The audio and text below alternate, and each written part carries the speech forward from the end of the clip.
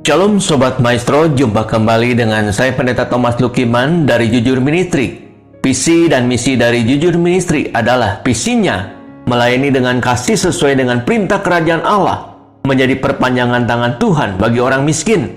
Misinya membantu mensejahterakan masyarakat yang miskin, membangkitkan empati bagi orang tua dan anak-anak muda yang memiliki gaya hidup berbagi dan memiliki hati yang berkemurahan. Baik, sebelum kita akan mendengarkan perenungan firman Tuhan, kita akan memulainya di dalam doa. Bapa, di dalam nama Tuhan Yesus, kami mengucap syukur bila hari ini kami boleh menerima segala kebaikan-Mu dan anugerah-Mu yang berlimpah-limpah di dalam setiap kehidupan kami. Melalui perenungan firman Tuhan ini, kami boleh lebih mengenal akan pribadi-Mu. Kami membuka hati dan pikiran kami siap untuk diberkati oleh kebenaran firman-Mu. Di dalam nama Tuhan Yesus, amin. Sobat Maestro, tema firman Tuhan hari ini fokus pada solusi, bukan pada masalah. Di dalam Roma pasal 12 ayat 3, berdasarkan kasih karunia yang dianugerahkan kepadaku, aku berkata kepada setiap orang di antara kamu, janganlah kamu memikirkan hal-hal yang lebih tinggi daripada yang patut kamu pikirkan. Tetapi, hendaklah kamu berpikir begitu rupa, sehingga kamu menguasai diri menurut ukuran iman yang dikaruniakan Allah kepada kamu masing-masing. Ketika kita disuruh memilih antara iman dan realitas, kebanyakan kita bingung dan galau. Sesungguhnya, Tuhan tidak pernah menyulitkan kita. Justru yang bikin susah adalah pilihan kita sendiri. Kita sudah diberikan kuasa oleh Tuhan untuk memenangkan segala perkara dan urusan yang ada di dalam hidup ini. Tapi pada kenyataannya, kenapa kita sulit untuk bisa mengalaminya? Itu sebabnya kita hidup terlalu banyak mengalami masalah dan persoalan dalam hidup ini. Fokuslah pada solusi, bukan pada masalahnya. Karena apa yang kita fokuskan, itulah yang akan mengalami pertumbuhan. Fokus saja kepada hal-hal yang sederhana, maka hidup kita akan menjadi simpel dan mudah. Berpikirlah yang manis-manis dalam hidup ini, maka hidup kita akan menjadi indah. Jangan ngotot mengikuti keinginan daging. Mulai sekarang pikirkan apa yang berasal dari Tuhan. Maka hidup kita pasti pulih. Kita diberkati baik di bumi maupun di surga. Jika masalah tidak dapat dipecahkan, tidak ada gunanya kita mengkhawatirkannya. Di dalam Matius pasal 6 ayat 25. Karena itu, aku berkata kepadamu, janganlah khawatir akan hidupmu, akan apa yang hendak kamu makan atau minum, dan janganlah khawatir pula akan tubuhmu, akan apa yang hendak kamu pakai. Bukankah hidup itu lebih penting daripada pakaian, dan tubuh itu lebih penting daripada pakaian? Banyak orang yang jadi sakit-sakitan, bahkan sampai ada yang menjadi stres dan gila karena terlalu serius dan khawatir menghadapi masalah. Padahal masalah tersebut, jika diabaikan dan dihadapi dengan tenang, tidak akan pernah berakibat fatal dalam hidup kita. Ketika kita khawatir, jangan kira umur kita bertambah panjang. Malahan sebaliknya, kita jadi mudah sakit-sakitan yang membuat lebih cepat mati karena stres. Jadi apa gunanya khawatir? Tentunya tidak ada. Setiap detik perjalanan hidup kita penuh dengan pergolakan dan goncangan. Orang yang penuh kekhawatiran pasti banyak kejutannya.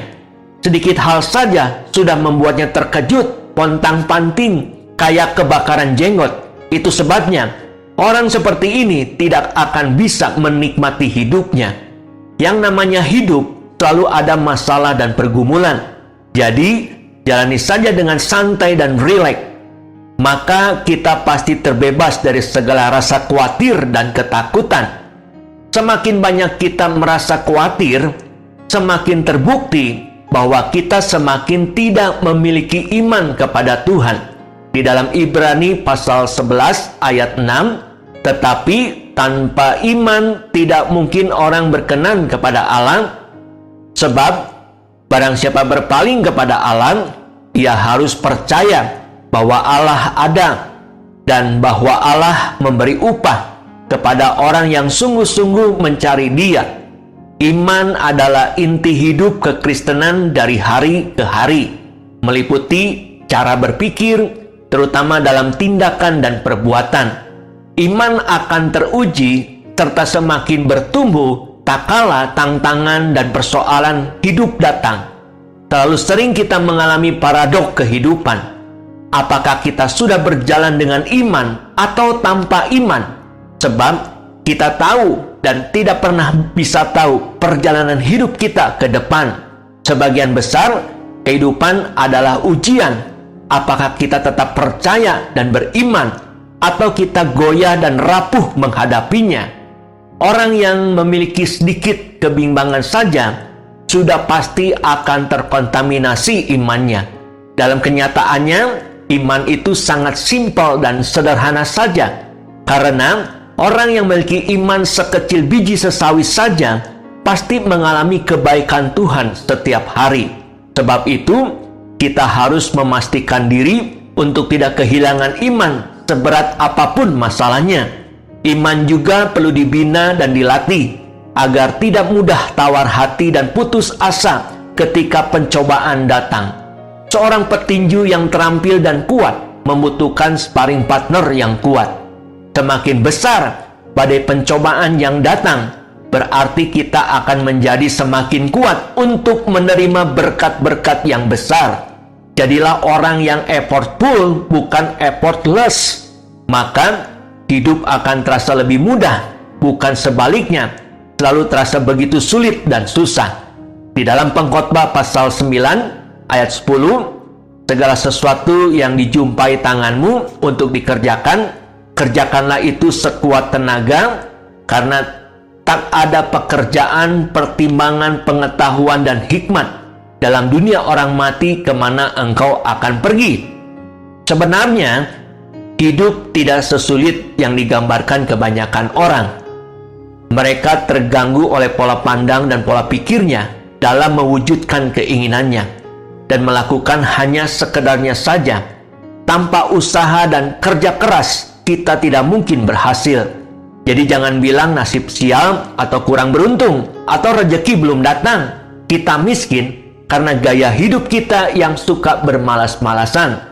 Seharusnya kita effortful dalam melakukan sesuatu, baik secara iman maupun dalam kenyataan. Berani mengorbankan tenaga, waktu, dan pikiran dengan kerja keras untuk mencapai tujuan hidup secara maksimal. Rintislah kehidupan sesuai dengan ketetapan Tuhan. Jangan melakukan firman Tuhan sepenggal-sepenggal, yang enak dan cocok yang diikuti, lalu yang rasanya keras dan mendidik diabaikan begitu saja. Firman Tuhan isinya lengkap dan saling berkaitan. Orang yang beruntung dan berhasil, baik di bumi maupun di surga, adalah mereka yang hidup total sesuai kebenaran firman Tuhan.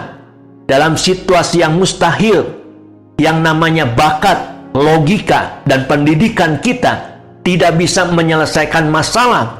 Hanya Tuhan saja yang bisa menyelesaikan setiap masalah kita. Sobat Maestro, demikian perenungan firman Tuhan pada hari ini. Dan saya akan akhiri perenungan firman Tuhan hari ini di dalam doa. Bapa, terima kasih bila hari ini kami boleh mendengarkan kebenaran firman Tuhan yang menuntun hidup kami saat menghadapi dan menjalani realitas kehidupan ini. Hari ini kami telah belajar bagaimana kami harus fokus kepada solusi, bukan kepada masalah. Karena apa yang kami fokuskan, itulah yang akan bertumbuh dalam hidup kami. Jika masalah tidak dapat dipecahkan, tidak ada gunanya kami mengkhawatirkannya. Semakin banyak kami merasa khawatir, semakin terbukti bahwa kami semakin tidak memiliki iman kepada Tuhan. Dalam situasi yang mustahil, yang namanya bakat, logika, dan pendidikan kami tidak bisa menyelesaikan masalah kami. Hanya Tuhan saja yang bisa menyelesaikan setiap masalah kami. Meteraikan firman-Mu dalam setiap hati kami, agar kami menjadi pelaku-pelaku firman Tuhan yang hidup. Di dalam nama Tuhan Yesus, kami berdoa dan mengucap syukur. Amin. Saya Pendeta Thomas Lukiman mengucapkan terima kasih, dan Tuhan Yesus memberkati kita semua. Shalom.